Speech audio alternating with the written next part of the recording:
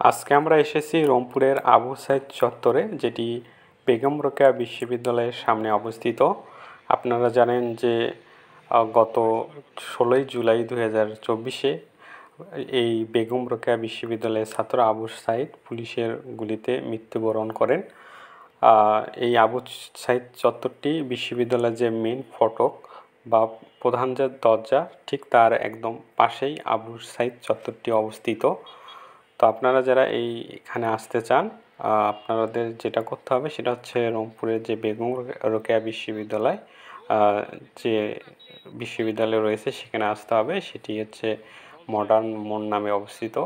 ঠিক সেখানেই আবু সাইদ চত্বরটি অবস্থিত। এখানে আপনি দেখবেন বিশাল বড় বড় বিলবোর্ড রয়েছে, এবং এই বিলবোর্ডের পাশে যে বিশ্ববিদ্যালয়ের যে ওয়াল বা প্রাচীর রয়েছে সেখানে অনেকগুলো চিত্রাঙ্কন করা হয়েছে বা গ্রাফিতি দেয়া হয়েছে। সেখানে অনেক বিপ্লবী কথাবার্তা লেখা হয়েছে, যেগুলো আন্দোলনের সময় শিক্ষার্থীদের উৎসাহ জোগাইয়েছিল। আপনারা জানেন যে বাংলাদেশে যে বৈষম্য বিরোধী যে আন্দোলনটা হয়ে গেল কোটা সংস্কার নিয়ে, সেই আন্দোলনের মধ্যে যে ঘি ঢেলে দেয় এই আবু সাইদের মৃত্যু।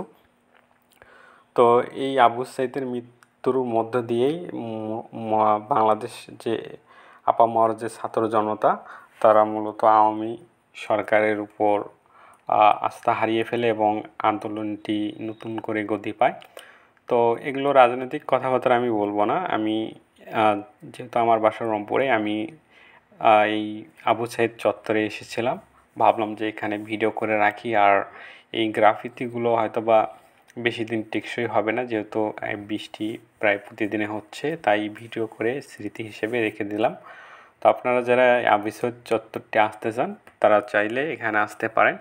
আর আবু সাইদের যে বাড়িটি সেটা হচ্ছে রংপুর জেলার পীরগঞ্জ উপজেলায়, সেটা হচ্ছে বাবনপুর গ্রামে তার জন্ম, সেখানে তাকে সমাহিত করা হয়েছে। আর এই আবু সাইদ হচ্ছে বেগম রোকেয়া বিশ্ববিদ্যালয়ে ইংরেজি বিভাগের শিক্ষার্থী ছিলেন। তিনি সেই বিভাগের 12তম ব্যাচের শিক্ষার্থী ছিলেন বলে জানা গেছে। আর আবু সাইদের সম্পর্কে বলতে গেলে বলা যায় তিনি বাংলাদেশের বৈষম্য বিরোধী আন্দোলনের প্রথম নিহত বা শহীদ বলে আখ্যায়িত করা হয়। আর এই হচ্ছে ব্যাপার। আর বাকিগুলো আপনারা জানেন। এখানে দেখতে পাচ্ছেন যে অনেক সুন্দর সুন্দর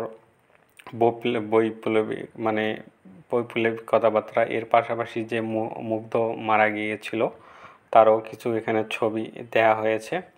তো এগুলো খুব সুন্দরভাবে এখানে গ্রাফিতিগুলো অঙ্কন করা হয়েছে, দেখলে ভালো লাগবে, এবং এই যে মর্মান্তিক মৃত্যুটি আপনাদের মনকে ভারাক্রান্ত করবে।